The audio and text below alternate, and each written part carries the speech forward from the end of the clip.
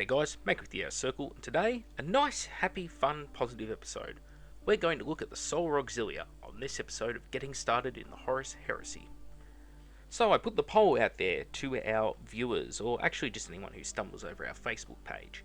What do you want to see next? The Solar Auxilia or the Mechanicum? By a narrow margin, Solar Auxilia won out. So, here we are, looking at the Solar Auxilia. Now, I said Solar Auxilia many times. What are the Solar Auxilia? They're sort of like stormtroopers, an elite force in the 30k universe that are designed around mostly space combat and boarding actions, so attacking space stations, enemy warships, fighting on planets with toxic atmospheres, that kind of thing. So rather than just thinking of them as something like stormtroopers or Kazakan or Scions, these guys are sort of a level above that. They're basically as good as you can get without being a space marine. It's a good way to look at them. So they get great war gear, very strong, fantastic stuff, have a lot of access to war gear, in fact, that you would normally only find in the Legions or in the Custodes. They have things like Paragon Blades. They've got a weird displacer field that basically allows the Lord Marshal to teleport through walls, other weird things, Architect pistols. They also sort of take on some of the Marines' Force Org slots, as opposed to the Imperial Guards. So, for example, you can take squads of medics that you then put into your units, or squads of tech priests. So, they're a bit of a funny force to play. They are absolutely amazing in big open battles where you can bring lots of tanks and play with gun lines. They play very much like the Tau or traditional Imperial Guard platoons, but with sort of better arm saves, higher morale, things like that. And if you're playing in things like Zone Mortalis, they're brilliant because they get to reroll armor saves against rending weapons.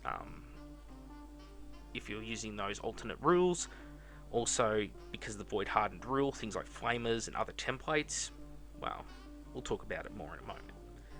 Anyway, with the Solar Auxilia, a couple of things to keep in mind is weaponry on them is different to standard guard. You see, they have a thing called a las rifle, a 30-inch las gun. Okay, not too bad. Bit of extra range, you know. Ballistic skill is 2 on Overwatch, which is interesting. But you also have attachment options. The Collimator or the Blast Charger. They're your two options. The Collimator makes your lasgun into a 36-inch ranged heavy 2 lasgun. Not too bad. And the Blast Charger, which means that it basically becomes multi-laser, heavy bolter, but with bad AP. So it becomes an 18-inch range, but strength 6 lasgun. So it gives the Solar Auxilia a way of hurting those really tough things like Mechanicum monstrous creatures. They're heavy 1 as well, so you can't move and shoot them, or you can, but you're going to be snap firing, and why waste it? Because it has a thing called the power outage rule, which is if you choose to use the Blast Charger and you fire it, you have to roll a d6 on each squad, and on a roll of a 6, you can't use that weapon for the rest of the game. Also, after you've fired it, it takes a turn to recharge. So you basically get to fire it, wait a turn, and then you can fire it again. So, yeah, it's because it overheats the weapon. It's pretty cool, pretty unique, and it gives sort of the basic bitch las section infantry a way of actually fighting some of the bigger, nastier units. Now, some other weird things about them. Everyone in the army has void armor, or reinforced void armor. You get a 4+ armor save, and you often get to re-roll failed armor saves against templates and blast weapons. It's really good. Also, you have access to Artificer Armor, Refractor Fields, and Iron Halos on your HQ options, all of which are fantastic. You also have things like Vexilias for helping improve your morale, and Solar Auxilia have pretty good morale anyway, because they are an elite human fighting force. As for warlord traits, they have a sort of small, interesting range. Uncanny Survivor, which means that your warlord gets Eternal Warrior, can be handy, but again, Solar Auxilia are not Custode or Space Marine levels of strong. They're good, they're elite humans. That's not a battle you really want to be playing unless you've kitted out your commander completely to fulfill that combat role. Handy though if he cops like a stray crack missile to the face. You can gain Shattering Bombardment, which is twin linked to a single ordnance weapon that's within 6 inches of him. That can be very handy on the right unit. Bitter Blood, the third Warlord trait, you gain Hatred, but it's only in challenges. Voidmaster is another one. You gain Stubborn, and any unit you join gets moved through cover. Not too bad. Blind Barrage. At the start of every game, you can give all friendly Solar Auxiliary units the Shrouded Universal Special Rule. Why wouldn't you?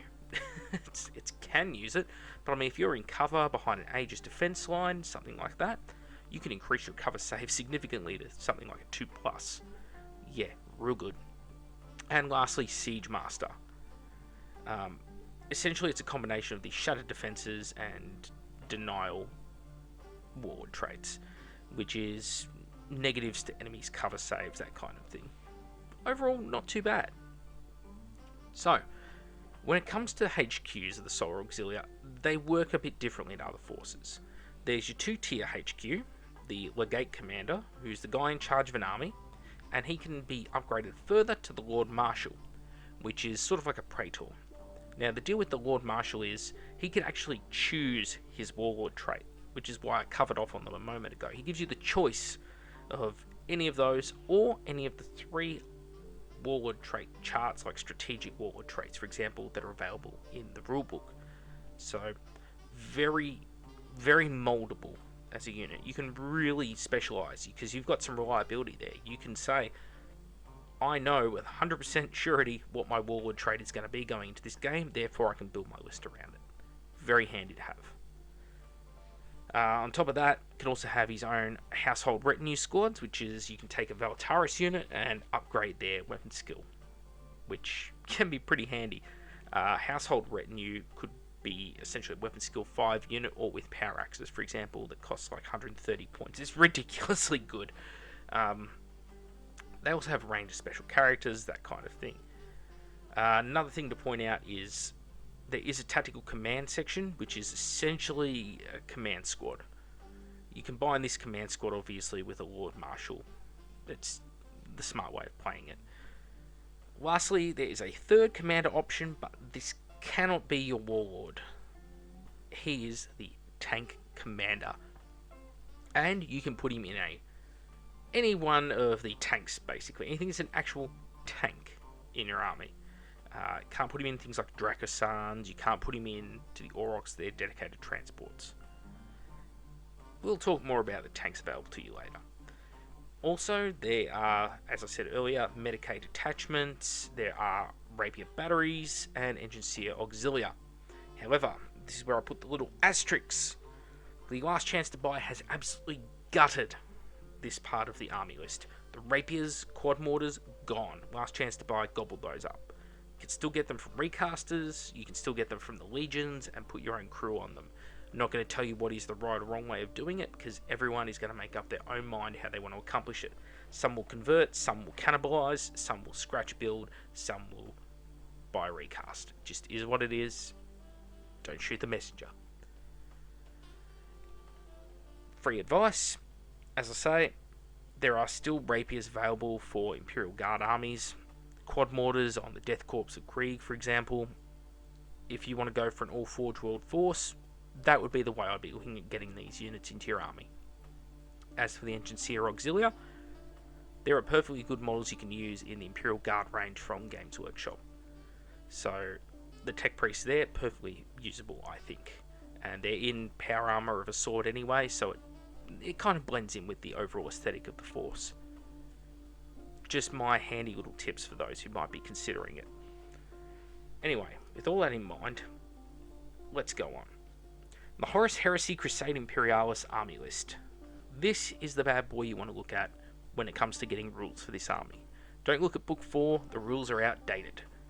Also, on top of this book, it's not shown here, but you will of course need the 30k rulebook. Goes without saying, everyone needs the 30k rulebook. So, when you're building the force, you could go straight for something like the Solar Auxilia Strike Force. This is a ready-built army. However, it's temporarily out of stock. Is what it is. But what do you gain from this? You gain the ability to take a command squad, the 5 models at the bottom of the screen. Well, actually, there's 6 models there because the guy in the fancy cloak is your Legate Commander or Lord Marshal. Perfectly good models in production, easy to acquire, great to build as well. Have a lot of detail going on. As you can see, the Solar Auxilia are very busy miniatures in sort of a Russian cosmonaut meets deep sea diver sort of way. I think they look great. So that's the command squad. In fact, this is the command squad in detail. So beautiful little force. You get 2 bodyguards armed with a grenade launcher and a melter gun, or specialist weapons of your choosing. It is a shame, but I don't believe you get 2 melter guns or 2 grenade launchers. It's literally just 1 of each weapon, so a little bit short on options in the actual box you have to buy. You have to convert if you want to give them the other weapon options. Bit of a downside. You do get your Strategos and of course your Ancient with the banner, so lots of options in the command squad. I think it looks great, by the way. Now, of course, other models available. Well, let's have a look at those. So we have the Chara Knight Ogrins. If you need to kill anything, I mean anything, these guys will do it. Yes, they can be instant killed by the right stuff, but other than that, these guys will just wreck face. They're essentially power core wielding Ogrins in void hardened armor. They are ridiculously hard to kill, especially with an attached medic, and of course they are very, very choppy. They will comfortably kill Terminators. They are designed for that job, in fact. And in Zone Mortalis, there's not too much scary you can come across than 6 of these guys with the medic running around the corner on you all of a sudden. So a great little thing to put into the build at this point. And you'll notice I keep bringing up Solar Auxilia and Zone Mortalis, because that is the environment they were designed around in 30k. We'll talk about tanks, but not till we get to the end. Alright, Solar Auxilia Las Rifle section. So you have a thing called Tercios when it comes to the Solar Auxilia, which is you can buy up to 3 of these guys under a troop slot. And they're a bit funny in how they work. You can actually split them into squads of 10 and run them independently of one another, so you can put 10 in a transport, for example, and put 10 on foot. It's a bit weird how it works. I think you have to put both squads in a transport. It's worded confusingly. I could be getting it totally wrong. If I do, I apologise. It's just me failing to read it comprehensively. Another thing you can do with them, though, is you can buy them all an Aegis defense line. Yes, every squad, in fact, can take an Aegis defense line in an infantry tercio. Yeah, that's as good as you think it is. If you're playing a gun army, a gunline army, you can do that job better than the tower. Once you start firing those strength 6 las guns over the top of the Aegis defense line while getting the additional cover save from it, yeah, pretty good. Pretty damn good. There's also the Terra Storm section. Now these are a much more elite option. They are still a troop's choice, but unlike the 20-man las rifle squad, these guys are running Volkite charges. Very, very good at short-range firefights, but they're sort of crippled down to, I think, 15 inches range. Best way to employ these guys is to use termites or Oryxes, or my personal pick would be the Draco Son transport. Get in the face, use them to punch things to death with lots of firepower in a short frame of time. Valtaris can also be armed with power axes. Now, the Lord's Retinue that I was talking about earlier is where these guys come in. You can make a household retinue for a Lord Marshal, and that is a unit of Valtaris. They can become Weapon Skill 5. You can give the whole squad power axes. So you're talking about a Weapon Skill 5, 10-man unit running around the battlefield that costs literally somewhere in the vicinity of 135 points. These are ridiculously cheap and really strong, because if you throw them into combat with Terminators, for example, they'll be fighting at the same time as power axes and power fists on the Terminators anyway, and these guys cost a lot less points. They're going to hit the Legion guys on 3s, the Legion guys are going to hit them on 4s, and these guys will wound the Legion guys on 3s. It doesn't matter if the Legion guys have power fists and that kind of thing, they're just killing puny humans, but the puny humans are going to be hitting them back. And every time you knock down Terminator, you'll be like, just gained 30 points. Just gained 30 points. Just gained 30 points. It is ridiculous. Very good unit. Again, needs a transport option. You can't just run them around the battlefield. They will get shot to death. They only have a 4+ save. They are durable for a basic bitch human. Do not equate that with the durability of something like Castellax, Thalax, or a Marine. The Auxilia Flamer section. This is a pretty cool squad. I have one. In fact, I have a large Solar Auxiliar army. I run it as sort of a mixed Zone Mortalis open field force. And I have a squad of these guys because running around the corner in Zone Mortalis or jumping out of a tank into someone's face with 10 flamers is as funny as you think it is. Unfortunately, they are a support squad, so you can't just fill up your troop squad full of flamers, your troops' choices, in your primary detachment. I know it's very disappointing because being a pyromaniac is awesome and all, but it doesn't work that way, unfortunately. Now, those are your basic options when it comes to Zone Mortalis. Chara Knight Ogrins, Terra Storm squads, Auxiliar Flamer sections, Las Rifle squads, and your HQ options. What if you're fighting in the open battlefield? Well, you see, rules change there because you go from being this short range, short firepower, high damage output force to the ability to run big armoured forces very similar to the Imperial Guard in 40k or Imperial Militia in 30k. So what options do you have available? Well, it's a bit strange. It's an all or nothing approach. The nothing approach, the Oryx armoured transport, the 30k not Rhino, because it's essentially a Rhino in every stat. It's front armor 11, side armor 11, rear armor 10, 2 fire points out the top. It has 3 hull points. You can give it a multi-laser, a heavy flamer, or a heavy stubber as pintle weapons. I personally choose the multi-laser, for those who are wondering. It is a Rhino. It is 35 points. It is the most basic way of transporting something around the battlefield. Is it worth it? I have one. It's, in fact, I will say this, one of the best models I've ever built. Not saying I made it the best model. I mean, it is a really good sculpt, really well designed, goes together perfectly. Looks brilliant. Looks nicer than the Rhino model, in fact. Love it. I'm holding it right now as we talk. And looks-wise, I would love to run a bunch of these on the battlefield. But rules-wise, they're a Rhino. And a Rhino barely works for Marines. It's too squishy and doesn't have any damage output. And it's 35 points that you could be... In Solar Auxilia, 35 points can buy you a lot of stuff. So, 3 Auroxes, 4 Auroxes, that's a unit of models in your army. A whole nother 10-man unit. Maybe not the best option, but they look cool. And the rule of cool often stumps what's tactically viable. I'll freely admit that. The option most prefer to go for is the Draco Son. Now, the Draco Son is essentially a Melkador chassis, but it has a twin-linked las cannon on it, and a transport capacity of 20 models. Even though it's not any bigger than a Land Raider, it holds 20 models. I don't know either. But, cool fact for you, you don't have to give it the twin-linked las cannon. You can upgrade it to take a different weapon. Anyone want to guess? No? How's about a Demolisher cannon? Yes, you can have a Transport Vindicator.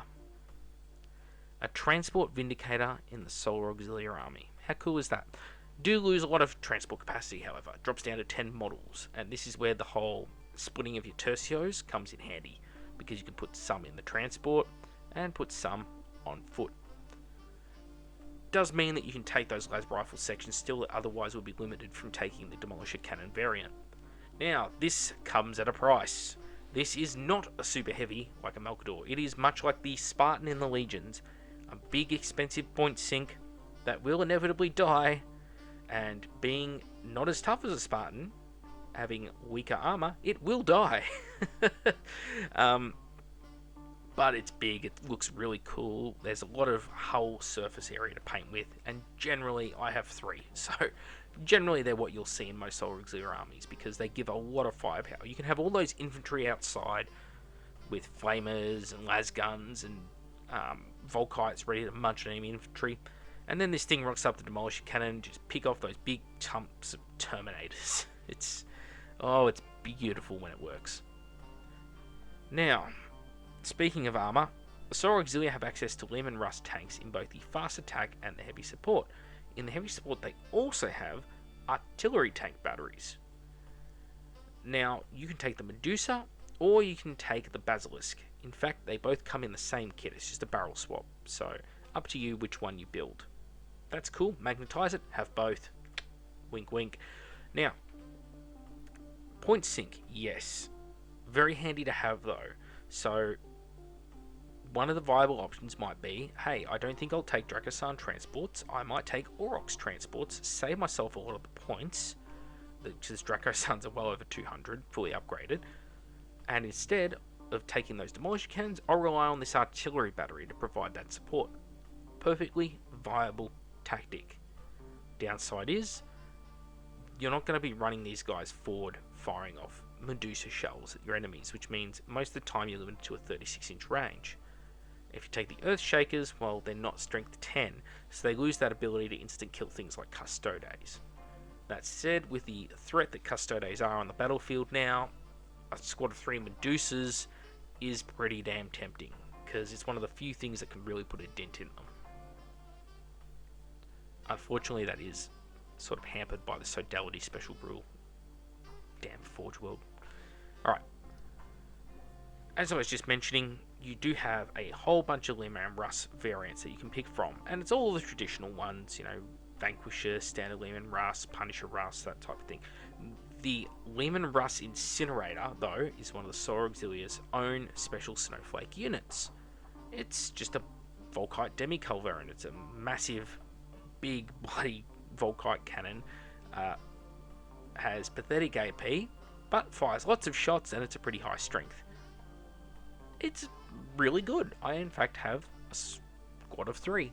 Why do I have a squad of 3? So I can pepper enemy units, especially Horde units, with the Volkite.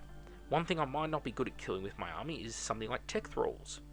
So until Tech Thralls get within 18 inches, I can't instant kill them with strength 6. So if they're sitting on an objective towards the back of the battlefield, I can roll my Leman Russ Incinerators forward and just pepper them with low AP firepower that will instant kill them. That's one of my own personal approaches to dealing with that situation.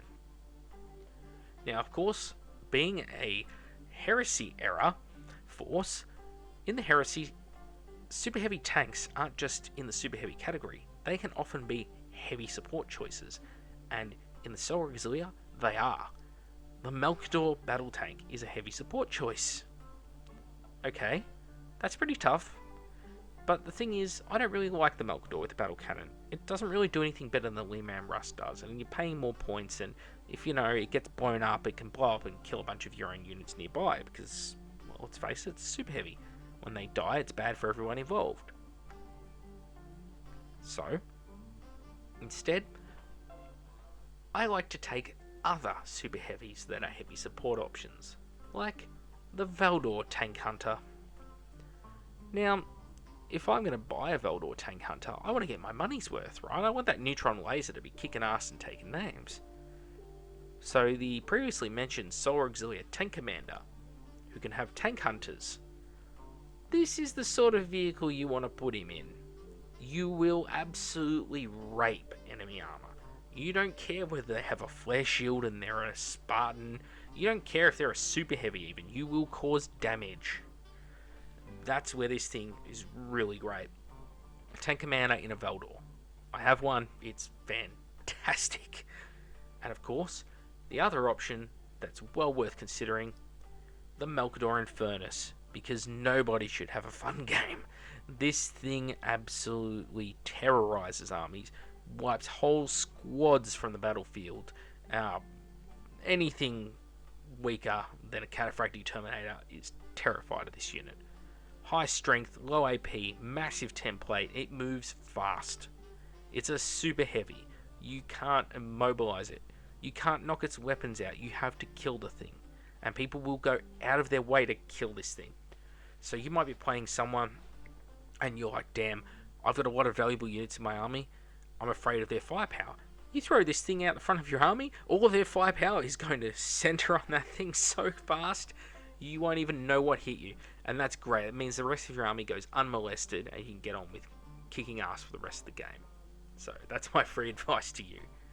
Anyway, this is a brief look at the Solar Auxilia. I know it's a little bit different to the structure of our other episodes, but they're a really unique faction, so I want to sort of focus on the fact that you have some interesting warlord traits, the ability to choose them, that yes, you have been hit by the last chance to buy, but it's definitely not the death knell of this army. There is plenty of options still out there for them. Also, great force for Zone Mortalis, but if you want to go into those large open field battles, you have the option of that. There is a lot of tanks, tank options that you can pick from. You can pick super heavies, you can take squads of 3-man Russes, you can take squads of artillery, you can go for the Malcadorian Furnace, maybe even 2 Malcadorian Furnaces, because who wants friends? But the options are there. You can even go to that next level and take things like the Stormhammer and Stormblade and the big Solar Auxilia Imperial Super Heavies. You can take flyers. There's lots of approaches you can take in this army. My advice to you though is if you're going to collect Solar Auxilia, because they are different to the other factions, like, it's not like Marines. Everyone's played Marines before. It's not like Militia. Everyone's played Imperial Guard before. These guys are somewhere in the middle. My best advice I can give is start small. Buy your command squad. Buy a couple of las cannon, you wish. Las rifle armed units. Build them as the core of your force. Then add little things like Valataris, Chara Knight Ogrins, Flamer sections to that force. Play some Zone Mortalis, play some smaller matches, some narrative stuff. See how you like the feel of the army, see what works for you, see what doesn't. Okay, and then start to think about building up your big tank armoured Iron Curtain and steamrolling across Western Europe. I'm back with the Outer Circle. Thank you all for watching the episode, and I'll see you all next time.